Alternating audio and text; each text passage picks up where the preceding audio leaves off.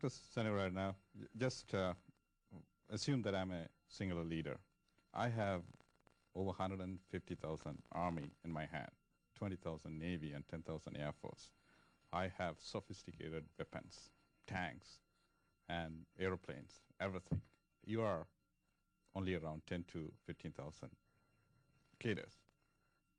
Why should I sit and talk to you? Why can't I just wipe you out and solve the problem? Am I thinking wrong? Yes, you are. Because that's a lack of knowledge of history. You know, the British in the 1920 had come to 300 years of conflict in Ireland. And after 300 years of one of the most powerful nations on earth at that time, they had to pack it in and tell the IRA, who were a fraction of their size and wealth and weaponry, I will give you 24 of the 32 provinces. That was the Irish settlement there. Okay, take another uprising in which I have had more than a small role to play, which was the Indonesian situation in East Timor. I told the Indonesian people, because I'm an associate visiting professor there, I said, East Timor will be free. This was some 15, 17 years ago. And they said, are you trying to tell me that these people with sticks and stones, these are the Fretilin guerrillas, are going to defeat the Indonesian army? I said, I am telling you right that. I said the same in Eritrea and Ethiopia. I told the people in Ethiopia whom I met, you may have the backing of America, you may have the backing of Russia, you may have the backing of both, but Eritrea will be free. You know, the point is that you can't fight a guerrilla movement on guerrilla soil using guerrilla tactics and match that with the conventional warfare, however powerful you are. The state will grind down to bankruptcy, which is happening right now, and which happened in Ethiopia, or the state will have to pull out and say, look, this is an unwinnable war, let us settle. But the guerrillas, in the last 100 years, I cannot think of one single guerrilla movement of the type that is going on there, the Tigers, that has actually succumbed to the state, whatever the differential power is. So how do you compare the PLO, IRA, and LTT? You know, I mean, I don't need to fly the flag for the LTT, but I mean, world over, they are renowned. They're some of the most disciplined people because they have a cause to fight for. They've got a leadership that is absolute. They won't tolerate nonsense. I mean, you can call it a dictatorship. Fair, fine enough.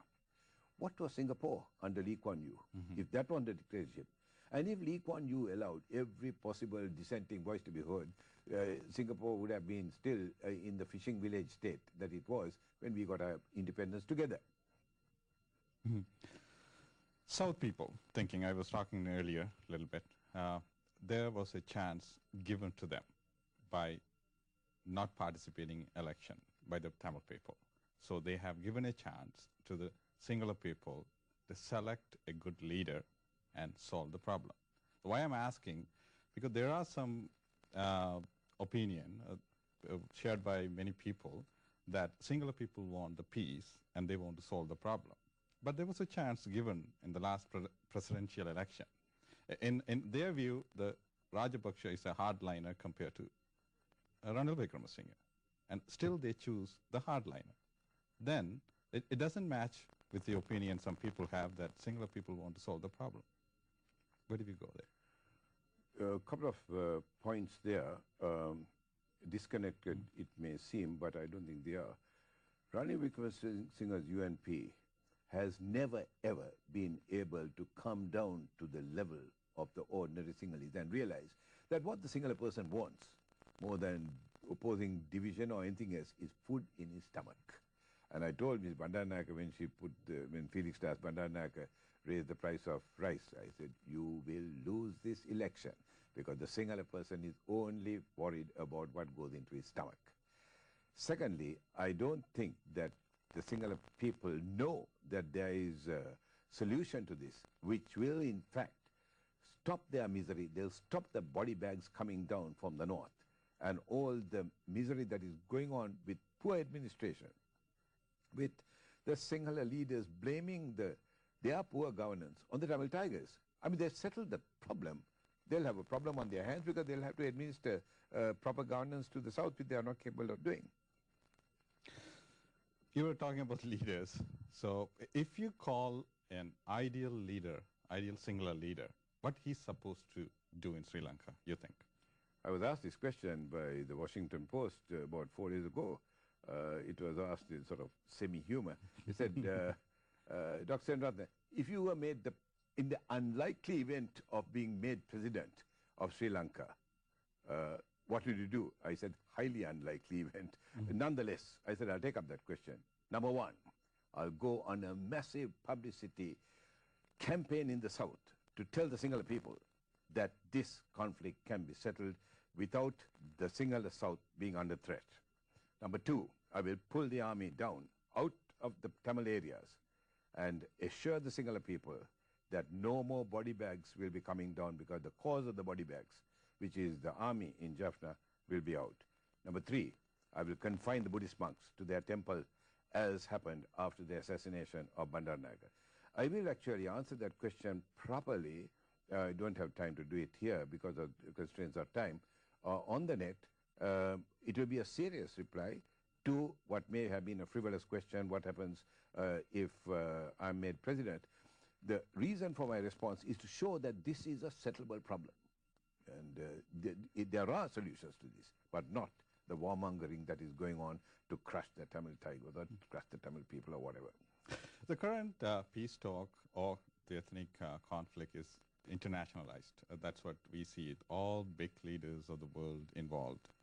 European Union, that is the whole Europe, and then US, Japan is there, and India is kind of watching. So if you talk about international involvement, we start from the neighbor. What India is doing now and what it's supposed to do now. What do you think? What India is doing now baffles me. Here is a conflict that is sending thousands and thousands of people to Tamil Nadu as refugees, and they're creating a major problem there. Here is a conflict on the doorstep of India, and all that India needs to do is just two things.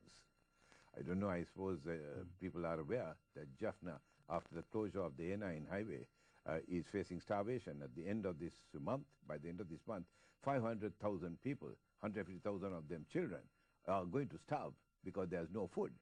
India has got to say, right, I'm going to do what we did in the late 1980s. Number one, move a battalion from the Southern Command to Chennai. It doesn't need to go much lower, there's more south than Chennai. We're going to move a battalion down to Chennai. And number two, I'm going to ask the Indian Air Force to drop 5 food parcels on Jaffna with a note saying to the starving Jaffna people, with love from the Indians. You do those two, the conflict, Mr. Rajapaksa will climb down under the table as Jayawardena did. The Sri Lankan relationship with Pakistan now, and indirectly US, some say, that is it going to have some problem with India or in their relationship? I hope that the relationship with Pakistan grows by the day, because it's one of the few things that will make India act. The pilots, I gather that 2 of the pilots who bombed Chenchole were Pakistanis, and I think India is having a very close look at this. The man, Rajapaksa, is such a fool that he can't see that getting into bed with Pakistan or with USA, inviting them to have naval exercises or whatever it is on India's doorstep, they will not tolerate. India won't. And India will be very concerned. I think the message has got across. That's why the 1,000 US soldiers who are going to do exercises in Gaul apparently have been stopped from